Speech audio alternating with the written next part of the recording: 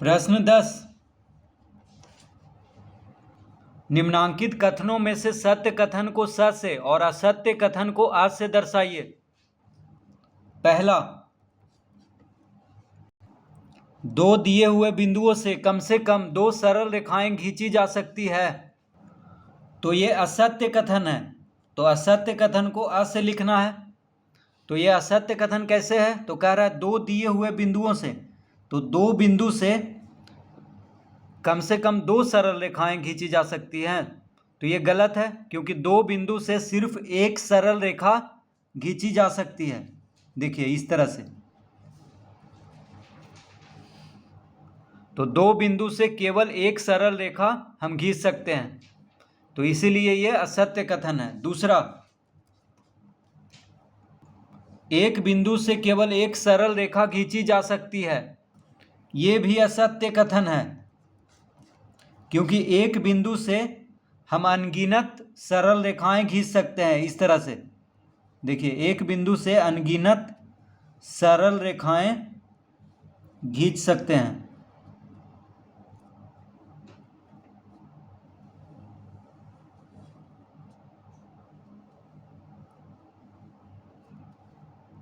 तो इस तरह से अनेकों सरल रेखाएं खींची जा सकती हैं एक बिंदु से।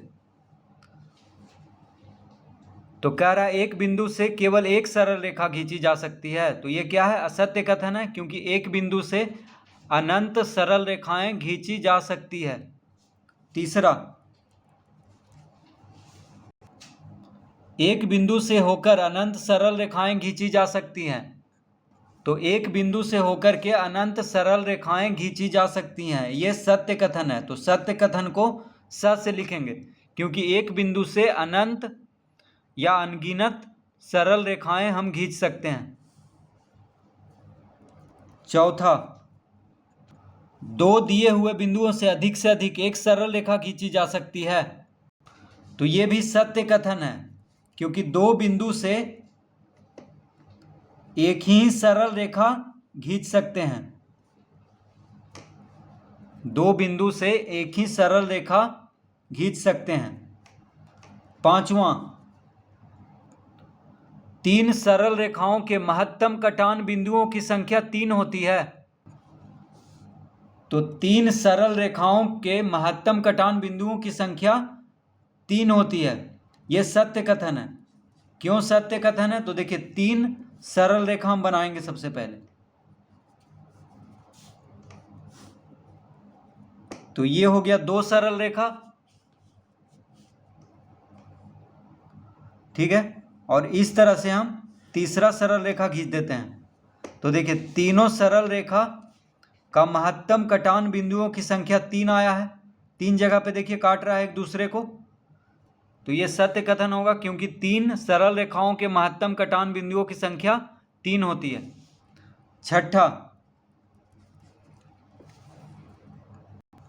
तीन सरल रेखाओं के न्यूनतम कटान बिंदुओं की संख्या 3 होती है, तो छठा असत्य कथन है, क्योंकि तीन सरल रेखाओं के महत्तम कटान बिंदुओं की संख्या 3 होती है, ना कि न्यूनतम।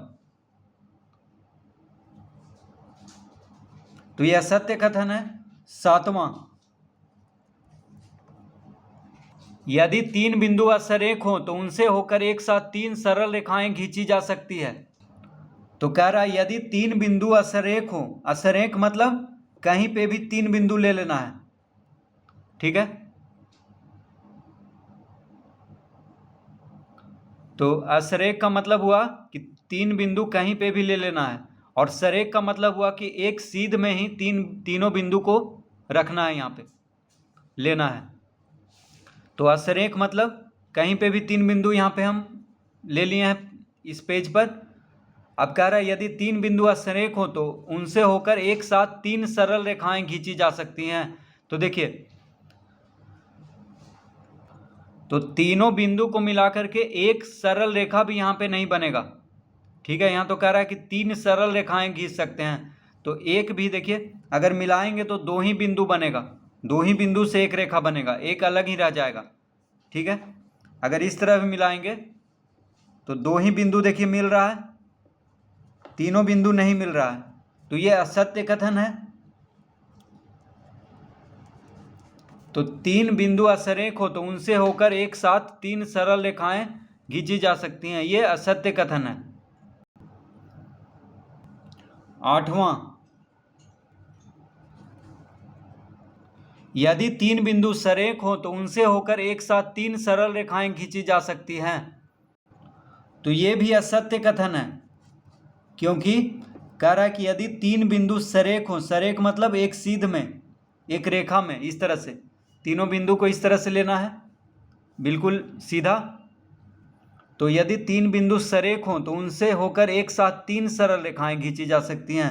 तो देखिए 3 सरल रेखा तो नहीं, लेकिन एक सरल रेखा खींच सकते हैं तीनों बिंदु को मिलाकर के, तो इसीलिए ये असत्य कथन है।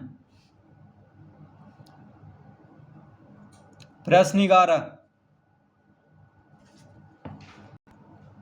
नीचे के चित्र देखिए, इस चित्र के संदर्भ में निम्नांकित के नाम लिखिए। तो पहले चित्र बना लेते हैं यहाँ पे। तो एक बिंदु O है, देखिए यहाँ पे O लिखेंगे, यहाँ से इस तरह से एक किरण गया है, फिर इस तरह से गया है, फिर इस तरह से गया है,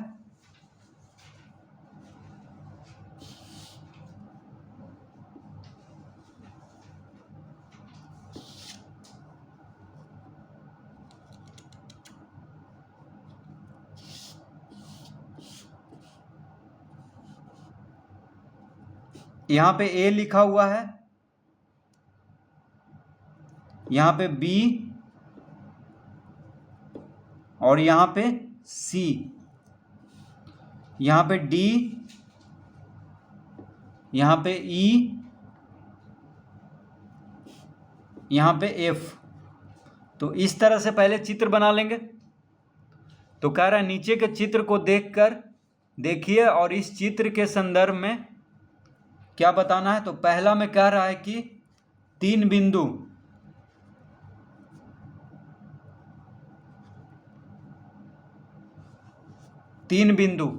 तो देखिए यहाँ पे कोई भी बिंदु लिख देना है, जैसे A बिंदु हुआ, B C O भी देखिए बिंदु हुआ, D E F। तो इन सब में से कोई 3 बिंदु लिख देंगे अपने मन से, ठीक है। तो यहाँ पे देखिए A B C लिख लेते हैं, A B C या O B C कुछ भी लिख लेंगे, O F D। तो हम लिखेंगे यहाँ पे 3 बिंदु हो गया, तो 3 बिंदु लिख लेंगे A B C, कोई भी 3 बिंदु यहां पे लिख लेंगे। दूसरा 4 रेखाखंड, तो दूसरा में कह रहा है 4 रेखा खंड। तो देखिए रेखाखंड मतलब हुआ, तो 2 बिंदु को मिलाकर एक रेखाखंड बनता है, जैसे OB हो गया या BC हो गया या OA हो गया, देखिए यहां से यहां तक, ठीक है। सरल रेखा की दूरी निश्चित नहीं होती है, लेकिन रेखाखंड की दूरी निश्चित होती है, जैसे OA BC OD, ये सब क्या है, रेखाखंड है। OF OE, तो कोई भी लिख लेना है। 4 रेखाखंड यहाँ पे, तो लिख लेंगे BC OA OD OF, कुछ भी लिख लेंगे, कोई भी यहाँ पे रेखाखंड लिख लेंगे 2 बिंदु से जो मिल करके बना है। तो यहाँ पे हम लिखेंगे OF BC OD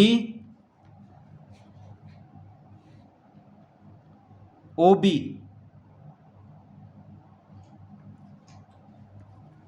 तो देखिए 4 रेखाखंड यहां पे हम लिख लिए, OF BC OD OB,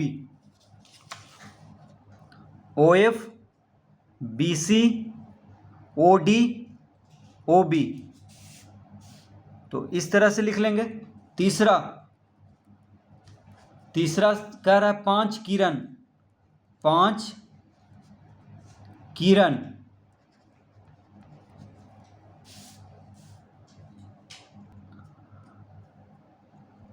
तो किरण किसको कहते हैं? जिसका एक दिशा रुका हुआ हो। देखिए यहाँ पे ओ रुका हुआ है और ए जो है आगे बढ़ते जा रहा है। यहाँ पे देखिए तीर लगा हुआ है, तो ओ ए क्या हो गया? किरण हो गया। कौन से दिशा में बढ़ रहा है? तो ए की दिशा में। उसी तरह ओ सी हो गया। देखिए सी के आगे तीर लगा हुआ है, तो ये सी जो है ये बढ़ते जा रहा है अनंत तक। ठीक है, इसका कोई, जब ये तीर लग गया इसका मतलब ये आगे बढ़ते जा रहा है ये रेखा, तो इसको किरण कहेंगे। तो ओ सी हो गया, एक तरफ रुका हुआ है और दूसरे तरफ बढ़ते जा रहा है। ओ डी, देखिए डी बढ़ते जा रहा है, तीर लगा हुआ है आगे, तो ये सब किरण हो गया। तो इस तरह से 5 किरण लिख देंगे। तो लिखेंगे ओ एफ, ओ ए, ओ सी, ओ डी, ओ ई।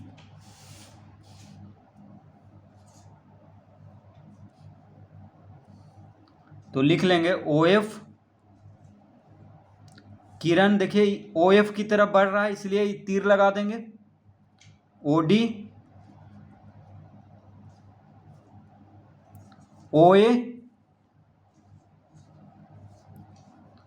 बी सी, ओ ई। तो देखिए 5 किरण इस तरह से लिख देंगे। इसका मतलब हुआ कि बी से शुरू हुआ है और सी के तरफ से बढ़ते जा रहा है आगे। ओ से शुरू हुआ है, ए की तरफ बढ़ते जा रहा है। उसी तरह देखिए बी सी में बी से शुरू हुआ है और सी की तरफ बढ़ते जा रहा है। तो ये सब किरण हो गया।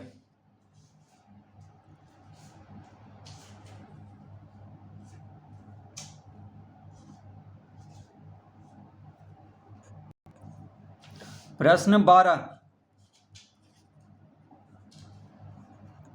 ऊपर के चित्र के संदर्भ में बताइए कि निम्नलिखित कथन सत्य है या असत्य। पहला, ए, बी और सी संरेखीय बिंदु है। तो ऊपर के चित्र में, तो देखिए प्रश्न 11 का जो चित्र है उसको देख करके बताना है कि ए, बी और सी, देखिए ए कहाँ है? ए यहाँ है, बी यहाँ है और सी यहाँ है, संरेखीय बिंदु है।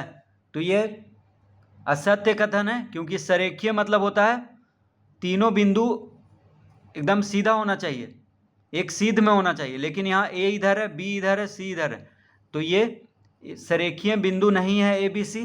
तो यहाँ पे असत्य कथन लिखेंगे। क्या लिखेंगे? असत्य।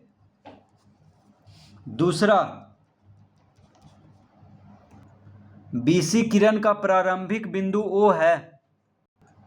तो देखिए बीसी किरण का प्रारंभिक बिंदु, देखिए किरण मतलब एक जगह रुका हो, ठीक है।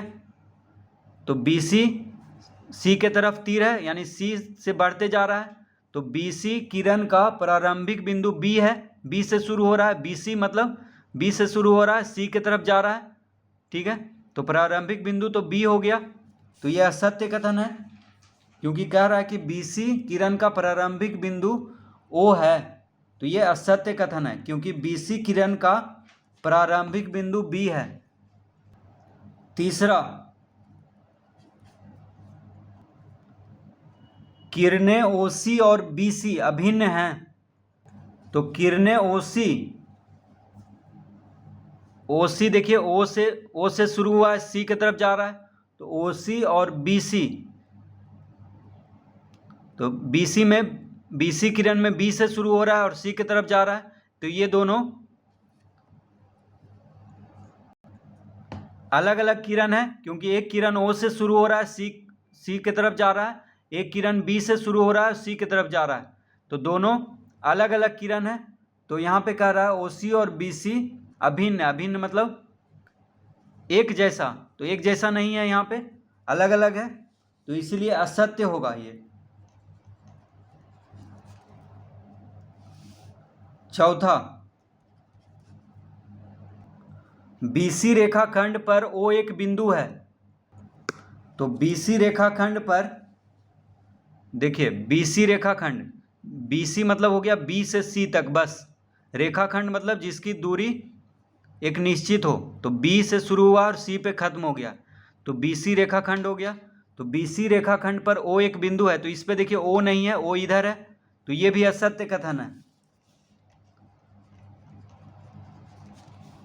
पांचवा, किरण ओडी का अंतः बिंदु डी है। किरण ओडी, देखिए किरण ओडी का अंतः बिंदु, तो किरण ओडी का अंतः बिंदु ओ नहीं है, क्योंकि ओ से तो शुरू ही हो रहा है। देखिए डी की तरफ जा रहा है, तो अंतः बिंदु किरण का होता ही नहीं है कभी, क्योंकि ये बढ़ते जाता है हमेशा। तो ये भी असत्य कथन है। छठा, किरण ओसी का प्रारंभिक बिंदु ओ है। तो देखिए किरण ओसी का प्रारंभिक बिंदु, तो यहाँ पे ओ से शुरू हो रहा है और सी की तरफ जा रहा है, तो प्रारंभिक बिंदु ओ है। इसका मतलब ये सत्य कथन है, क्योंकि किरण ओसी का प्रारंभिक बिंदु ओ है, तो ये सत्य कथन है।